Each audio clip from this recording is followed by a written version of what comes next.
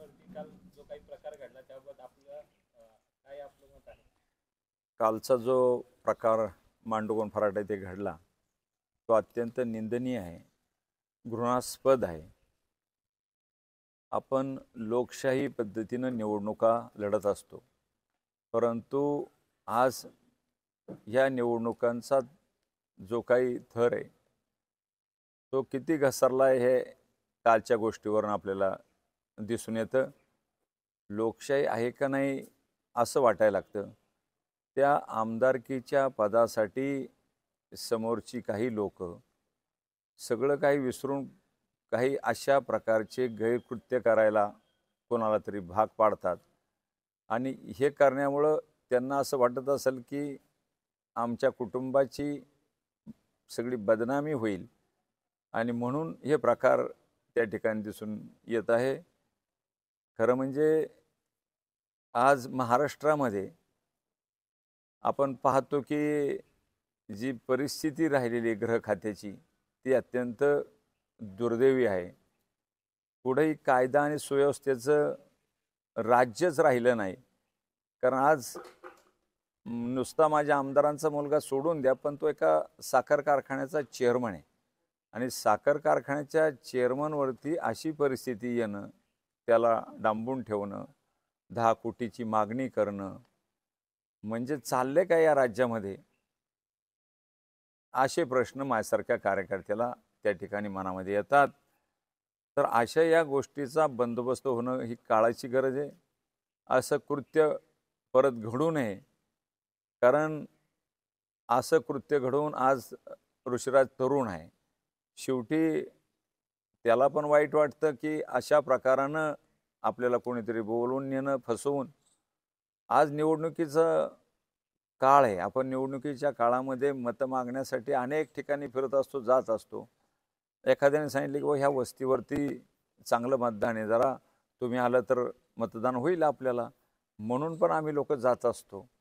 याचा अर्थ अशा पद्धतीनं एखाद्या ठिकाणी बोलून घेणं, तिथं 5-7 लोक एकत्र येणं, खोलीतनं आत कडी लावून हातपाय बांधणं, गळ्याला आवळायचा त्या ठिकाणचा त्यांचा तो प्रकार, किंवा वर टॉवेल टाकून त्याचं त्या ठिकाणी मुंडकं झाकणं, आणि ज्यावेळेला गळ्याला एखादी दोरी कासते माणसाला, आपल्याला माहिती आहे की श्वासोच्छ्वास बंद व्हायला काय 2-3 मिनटं बास होतात, तर माणूस त्यामध्ये तो जाऊ शकतो. आणि मग अशा वेळेला असं अघोरी कृत्य काही लोक करतात असा प्रश्न पडतो. आणि हे केल्याच्या नंतर अशी सगळे त्यांनी घृणास्पद प्रकार केल्याच्या नंतर तो म्हणतोय की मला समोरच्याकडनं 10 कोटी रुपये मिळणार आहे. अरे म्हणजे तुला कोणीतरी 10 कोटी रुपये देण्याचं आमिष दाखवल्यामुळं तुम्ही लोक इतके बेफाम झालेत का, असा प्रश्न माझ्यासारख्याला पडतो. त्यामुळं मी पोलीस खात्याला विनंती केलेली आहे की ह्याचा मूळ सूत्रधार कोण आहे. कारण ह्याचा कोणीतरी सूत्रधार असतो. ही मुलं ज्यावेळेला करतात त्यांचं खेळणं म्हणून कोणीतरी उपयोग करतं. म्हणून माझी त्यांना विनंती की मूळ सूत्रधार याच्याकडं नीट आपण त्याला तपासलं, पाहिलं आणि शोधलं तर निश्चितपणे समाजात असे प्रकार भविष्यात होणार नाही. यामागे काही राजकीय षडयंत्र आहे असं वाटतंय का? आज मी त्या विषयावर बोलू शकत नाही, कारण पोलिसांनी सगळं ताब्यात घेतलेले. CDR ज्या वेळेला त्याच्या मोबाईलमधली माहिती येईल बाहेर बरीचशी, मग त्यावरून लक्षात येईल, किंवा त्याच्या बंगल्यावरती कोण कोण येत होतं, जात होतं, गाड्या कोणाच्या यायच्या जायच्या, हा संबंध कोणाकोणाशी या मुलाचा होता, त्यावरनं भविष्यात निश्चितपणे याच्यावरती प्रकाश पडू शकतो. किती जणांना अटक केली? काल माझ्या माहितीनं 3 लोकांना अटक केलेली दिसते. आणि जी महिला भगिनी ती कालपासून फरार झालेली आहे. पोलीस तिचा शोध घेतात. आपण पण पोलिसांना काही काळ दिला पाहिजे अशा मताचा मी आहे. निश्चितपणे पोलीस खातं तिला शोधतील आणि आम्हाला न्याय मिळेल असं मला वाटतं. किती जणांचा सहभाग त्याच्यामध्ये होता? आत्ता असं सांगता येणार नाही आकडेवारी सहित, कारण काही आत होते, काही बाहेर होते. पण सगळेच जण ते प्रक्रियेत होते, कारण तिथली माहिती घेतली तर त्यातले 2-4 जण तो रस्त्याने येता जाताना पाहत होते. आणि ऋषिराजला फसून नेलं की म्हणले इथं आपल्याला पुढं ही 4 चाकी गाडी जाणार नाही, मोटरसायकलवर जावं लागेल. काल मी स्वतः त्या स्थळावरती गेलतो, पाहिलं 4 चाकी गाडी जाती, निर्जन असं ते ठिकाण दिसतं. म्हणजे तिथं फार मोठ्याने किती ओरडलं तरी बाहेर कोणाला आवाज जाणार नाही, अगदी लाऊडस्पीकर लावला तरी जाणार नाही बाहेर कुठं. अशा ठिकाणी त्याला घेऊन जाणं आणि त्याला कसली कल्पना नव्हती, तो प्लेन होता. त्याला फक्त प्रचार करायचा एवढंच माहिती आणि माणसं जोडायची. त्यामुळं हा प्रकार अत्यंत निंदनीय आहे. आरोपी राष्ट्रवादीचे कार्यकर्ते होते. राष्ट्रवादीचे नव्हते. 4 दिवसापूर्वी कोणीतरी म्हणजे प्लॅनिंगने असावा माझ्या माहितीने, की तो ऋषिराजच्या संपर्कात आला. 4 दिवसापासून तो शिरूरला बी त्याच्यावर प्रचार करत होता आणि काल त्याने आग्रह धरला, की आपल्याला मांडुगणला फिरायचे, तुम्ही या. असे बरेच फोन त्यांनी काल ऋषिराजला केले. त्यामुळे ऋषिराजने पण तो विचार केला, की बाबा आपल्या ह्या मुलाचा फोन येतोय, मांडुगणचाच आहे, म्हणून तो काल मांडुगणला प्रचारासाठी ऋषिराज आणि त्याचे मित्र आले होते. विरोधात घटक पक्ष हा असलेला एका नेत्याने आत्ताच स्टेटमेंट दिलंय, हा सगळा प्रकार खोटा आहे आणि आता आपल्याला सांगू इच्छितो, की आपल्यापैकी बऱ्याच लोकांनी पाहिले, कुठंतरी खोटं बोलणं म्हणजे ते पटतं का आपल्याला? कोणाला पटेल का? या परिसरामध्ये सगळ्याला सगळ्या गोष्टी माहिती आहेत. आमचं कुटुंब, आम्ही कधी असला गैरफायदा कशाचा घेतलेला नाही. निरपेक्षपणे आम्ही लोकशाही मार्गानं निवडणुकीला सामोरे जातो आणि मग अशा वेळेला त्याला फसून मोटरसायकलवर नेणं, परत ते झाल्यावरती 10-15 पोरं परत त्या जिथं जेवायला गेला तिथं जाणं, याच्यावरनं हे सगळं कळतंय. त्यामुळं त्या नेत्याने असाही आरोप केला की याच्यात जाणीवपूर्वक ओबीसी समाजाची नावं घेतली गेली. आता हे कोणत्या समाजाची नावं घ्यायचा विषय नाही साहेब. आरोपी सापडलेत आणि आरोपींनी कबूल केले. कालच मला DYSPने सांगितले, की मीच ते केले आणि जी क्लिप आहे साहेब, जी थोडीफार ऐकायला मिळालेली, की 10 कोटीची भाषा त्याची, त्याचा आवाज येतोय किंवा कशा पद्धतीनं त्यांनी ते शूटिंग स्वतःच केले, हे त्या क्लिपमधून जाणवत असल्यामुळं हे सत्य हे काही दिवसात समोर येईल. एकाच कुटुंबातले आरोपी आहेत का वेगवेगळे? आज तसं मला सांगता येणार नाही, कारण पोलिसांचा तपास चालू आहे. जी 2-3 नावं मला कळली तेवढीच नावं माहिती, बाकीची नावं पोलिसांच्या शोधानंतर आपल्याला समोर येतील. आणि निवडणुकीच्या काळामध्ये बापू असा हा प्रकार घडतो. निश्चितपणे अत्यंत वाईट आहे. तुम्ही लोकशाही मार्गाने निवडणुका जिंका. इथं असा प्रकार आमच्या कुटुंबाभोवती करून आम्हाला खच्चीकरण करण्याचं काम करण्याचं त्यांच्या मनामध्ये असेल, पण जनता जनार्दन सगळे ओळखत असते. त्यामुळं याचा काही परिणाम होणार नाही, कारण सत्य सत्य असतं, खोटं खोटं असतं, हे समाजाला माहिती असतं आणि उद्याच्या तुम्हाला काही दिवसात याची प्रचिती आल्याशिवाय राहणार नाही. याच्यानंतरची तुमची भूमिका काय असणार? काही नाही, आता निवडणुका जवळ आल्यात. खरं म्हणजे आम्ही प्रचारात गुंग आहे. या गोष्टीकडं लक्ष द्यायला आम्हाला अजिबात वेळ नाही. पोलीस त्यांच्या त्यांच्या पद्धतीनं सगळी चौकशी करतील. पण मला परत गृह खात्याबद्दल मला बोलावंसं वाटतं, की गृह खातं आपलं झोपलं आहे का? का निष्क्रिय झाले का? गृह खात्याच्या अनेक आपण पाहिलेल्या गोष्टी, की त्यामुळं लोकांना सामान्याला खूप त्रास होतोय.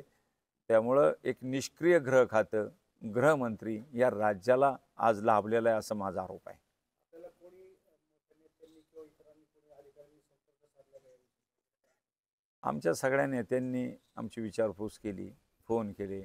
मग त्यात सुप्रियाताई सुळे असतील, आदरणीय पवारसाहेब असतील, आदरणीय रोहितदादा असतील, आदरणीय डॉक्टर अमोल कोल्हे साहेब असतील आणि इतर अनेक सहकारी, की ज्यांनी जयंत पाटील साहेब असतील, जिल्ह्याचे शेवळे बापू असतील, अंकुशराव काकडे असतील, ह्या सगळ्यांनी चौकशी आमची केली आणि त्यांनी या गोष्टीचा निषेध पण केलेला आहे. स्वतः विरोधकांचा पराभव स्पष्ट दिसत असल्यामुळे कुठेतरी रडीचा डाव खेळतात हे विरोधक, असं वाटतंय? नक्कीच वाटते.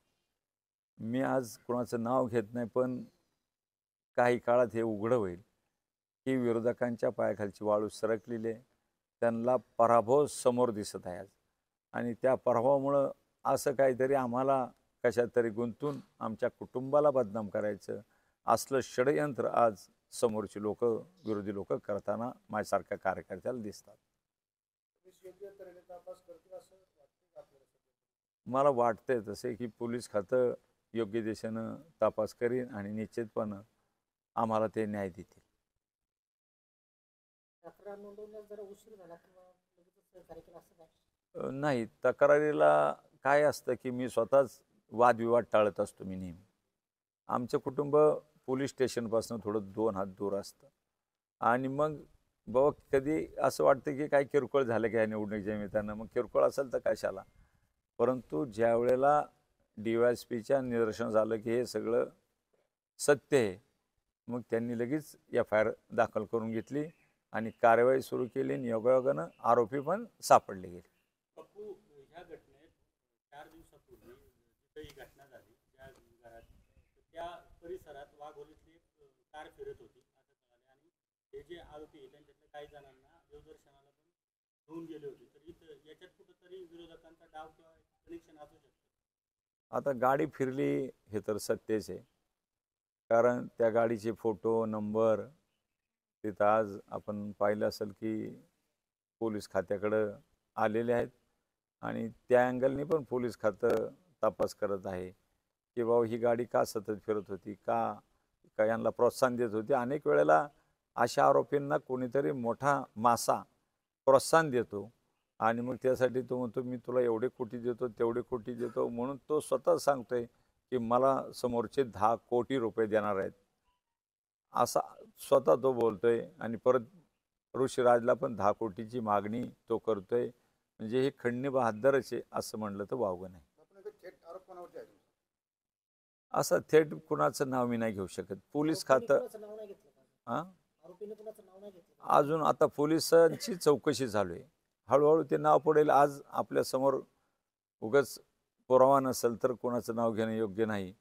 CDRमुळे जर काही माहिती मिळाली तर पोलीस खातं नक्कीच ती कारवाई करेल आणि मला आशा आहे की ते नाव पुढे येईल की लोकांनाही समजतं ह्याच्यामागं कोणाचं षडयंत्र असतं. फक्त आज लोक किंवा आम्ही लगेच का बोलत नाही तर पुराव्याची गोष्ट असते, पण लोकांना सगळं ज्ञात असतं की ह्याच्यामागं कोण आहे, कोणता गुंड आहे, मग मलिदा गँगमधला कोण आहे का, MIDC मधला कोण गुंड आहे का, हे सगळं हळूहळू पोलीस खातं माहिती बाहेर काढेल. तुमच्या विरोधी उमेदवारांनी म्हटले की या प्रकरणाची पारदर्शकपणे चौकशी व्हावी आणि घडलेली घटना निंदनीय आहे. आम्ही तेच म्हणतोय. मगापासून मी तुम्हाला काय सांगितलं, ही चौकशी पारदर्शकपणे व्हावी, सत्यच बाहेर आलं पाहिजे. त्यामुळे निश्चितपणे पोलीस खातं तसं त्या ठिकाणी न्याय देण्याचं काम करेल. तो काल प्रकार घडला त्याच्यामध्ये भाऊ पळतो नावाचे जे व्यक्ती तुमच्याच पक्षाचे कार्यकर्ता आहे त्याच्यावरतीच गुन्हा दाखल करण्यात आला. आमच्या पक्षाची नाही आहे. 4-6 दिवसापूर्वी तो आला, पण आम्हाला जी माहिती कळली की 1 महिन्यापासून ह्याचं प्लॅनिंग चालू होतं. त्याच्या अगोदर पण मला पोलीस खात्यानं एक रिपोर्ट दिला होता की तुम्ही तुमचं कुटुंब थोडं सावध राहा, तुम्हाला हनी ट्रॅप करायचं प्रयत्न सुरू आहेत. आम्ही थोडं सतर्क होतो. आज समोरच्यांच्या बऱ्याचशा गोष्टी मला माहिती आहे, पण आज लगेच त्याचा उहापोह करणं गरजेचं नाही. योग्य वेळेला त्याचा सगळा उहापोह मी करेल.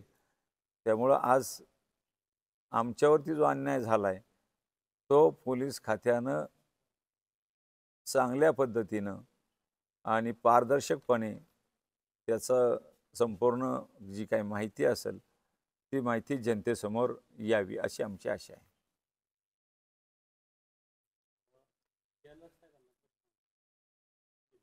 की जाणीवपूर्वक जे आरोपी आहे ते OBC समाजाचं नाव त्याच्यात जोडण्यात आलेली आहे. तुम्ही काय सांगता? वास्तविक पाहता कालची जी घटना घडली आहे ती निंदनीय आहे. कुणाच्याही कुटुंबाबाबत जर घटना घडली असेल त्याच्या पाठची सत्यता पडताळल्याशिवाय बोलणं त्यांची ही वक्तव्य आजचं चुकीचं आहे, निंदनीय आहे.